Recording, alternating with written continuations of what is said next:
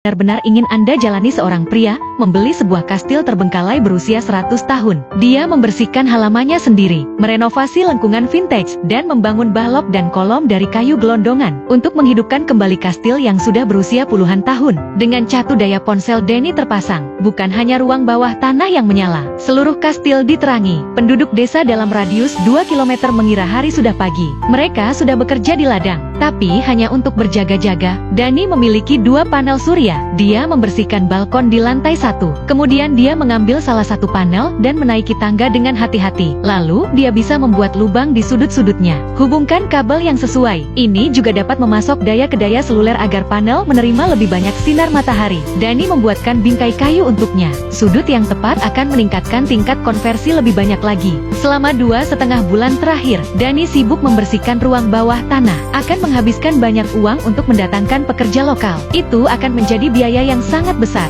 Satu-satunya pilihan Denny adalah meluangkan waktu. Untungnya, dia memiliki 2 anak laki-lakinya yang berusia 3 tahun untuk membantunya. Memang tidak banyak membantu, namun Denny sangat bersemangat dengan adanya perusahaan mereka. Mempertimbangkan dinding ruang bawah tanah telah dihapus untuk melindungi dinding granit. Denny membersihkan retakan-retakan dan membeli semen dengan warna yang sama. Dan kemudian dia mencampur semuanya menjadi satu dan mengaplikasikannya pada sambungan batu. Denny berusia 38 tahun. Dia berusia 38 tahun, tapi dia memiliki pengalaman 20 tahun di lokasi kerja. Tak lama kemudian, dia mendapatkan lapisan semen yang bagus dan rata. Sekarang terlihat jauh lebih rapi, dan dia tidak takut debu berjatuhan selama dia tinggal di ruang bawah tanah. Lorong-lorong kastil pada dasarnya dibuat menjadi lengkungan, tetapi sebagian lengkungannya rusak parah. Sentuhan beliung sekecil apapun akan menghancurkannya. Itu adalah bahaya keamanan. Denny hanya merobohkan batu bata, dan kemudian dia memotong papan-papan itu agar sesuai dengan bentuk lengkungan. Pertama,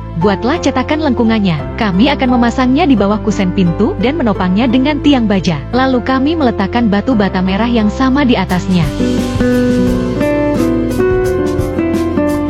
Setelah semen mengering gaya lengkungan yang sama seperti sebelumnya, ini melestarikan sejarah yang dia cintai dan keselamatan penghuninya. Denny kemudian melanjutkan untuk memperbaiki lengkungan lainnya sekaligus. Tapi satu orang tidak bisa terlalu efisien, terutama ketika harus membersihkan bagian belakang lantai dasar. Jadi Denny membawa kembali pekerja lamanya. Bagaimanapun juga, teman lamanya itu selalu menjadi pekerja yang cepat.